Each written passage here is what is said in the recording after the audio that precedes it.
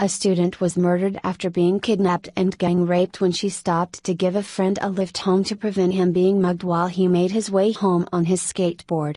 Hanna Cornelius, 21, pulled over to help fellow student Cheslin Marsh, 22. As she did so, a group of 4 men rushed to her car and one of them put a screwdriver to her chest through the open window. They then put a knife to Mr. Marsh's back and one of them shouted, "Sit still or she dies." Western Cape High Court, Cape Town, was told. He was then locked in the boot of the car after his phone and cash were taken while the 4 men went to buy crystal meth. Hanna was wedged between 2 of the 4 men in the back seat of the VW Golf given to her as a birthday present from her grandmother. They then drove to Stellenbosch where they took Mr. Marsh into some bushes at the side of the road. 3 of them forced him to lay with his head on a rock, then beat him around the skull with house bricks, leaving him for dead.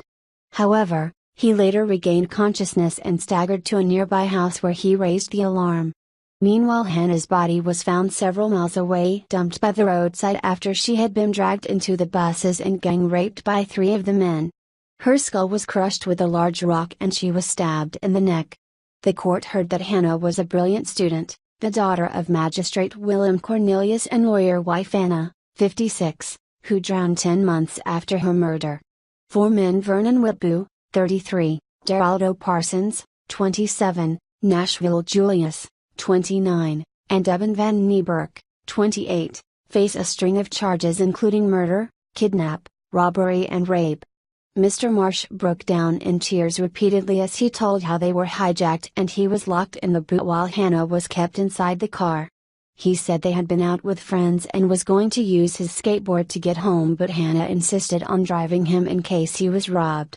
Mr. Marsh said when they pulled up, the gang pounced, threatening to stab Hanna to death with a sharpened screwdriver and him to death with a knife placed at his back. He described how they were driven to a suburb of Cape Town called Kraaifontein, 11 miles from where they were hijacked in Stellenbosch, and he was pulled from the car boot.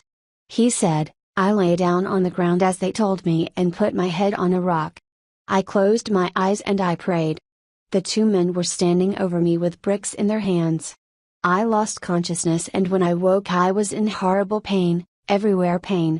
When I last heard Hanna talking, her voice was very soft and I could tell she was scared." He managed to stagger to a nearby house covered in blood and raise the alarm. Mr. Marsh was so traumatized he never returned to his studies and is now deaf in one ear as a result of his injuries, and vivid scars could be seen on his head as he gave evidence. One of the men accused of the murder of Hanna had his confession made the day after his arrest read to the court and said the gang went into town to see what they could get. Whitbu alleged the other 3 took Mr. Marsh out of the boot while he had a smoke and into the bushes and said they told him they had tied him up and left him to be found.